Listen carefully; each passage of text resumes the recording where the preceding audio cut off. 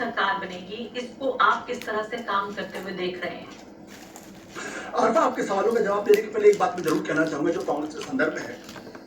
मेरा जो अपना परसेप्शन था वो ये कि दिल्ली के अंदर जो माइनॉरिटीज जिसमें सिख और मुसलमान दोनों, उनकी फर्स्ट प्रेफरेंस कांग्रेस पार्टी थी।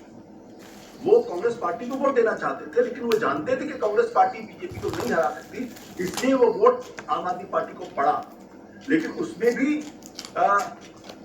कम वोट पड़ा, जितना पड़ना चाहिए उतना वोट नहीं पड़ा।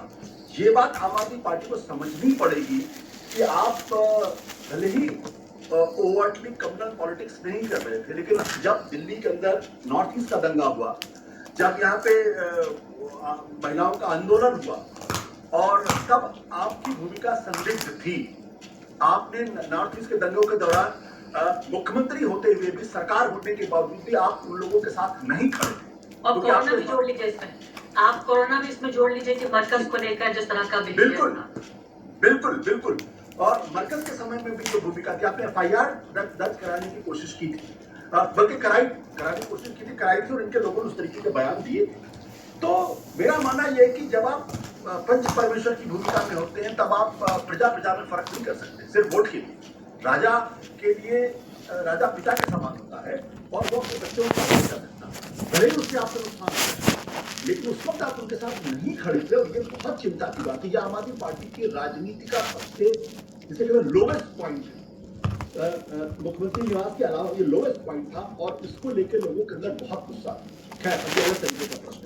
दूसरा, मुझे लगता है कि इंडिया गठबंधन को भी समझनी चाहिए कि दुनिया के सबसे ऑर्गेनाइज्ड फोर्स के खिलाफ वो लड़ रहे हैं। अभी नतीजे आए मैं भाजपा पे आना चाहती हूँ, मैं समय थोड़ा सा कम है आशुतोष जी, भाजपा की कैसी सरकार देखते हैं आप? देखिए, भाजपा की जो सरकार है, मुझे कोई ये कहने में दिक्कत नहीं है कि इसका एक बहुत बड़ा वर्ग जो है वो भाजपा की सांप्रदायिक राजनीति से प्रभावित है, और वो खुद उस सांप्रदायिक राजनीति का हिस्सा, जाने अनजाने।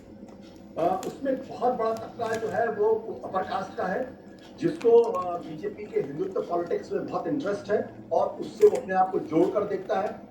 लेकिन ये कहना है कि सारे हिंदू उनके साथ, ऐसा नहीं है। दलित आज की तारीख में उनके साथ उस मजबूती के साथ नहीं है। ओबीसी का भी वोट शेयर 50-50 बटा हुआ है, लेकिन अपर कास्ट पूरी मजबूती के साथ उनके साथ खड़ा हुआ है। मुझे कहने में कोई दिक्कत नहीं है कि एक बार बीजेपी जहां सत्ता में आ जाती है, उसके बाद से उसको हिलाना बहुत मुश्किल काम होता है। आप देखिए, हरियाणा में बीजेपी का कोई वजूद नहीं था 2014 के पहले, लेकिन लगातार तीसरी बार वो सरकार बना। पिछली बार जब कहा जा रहा था हाथ से भी नहीं था।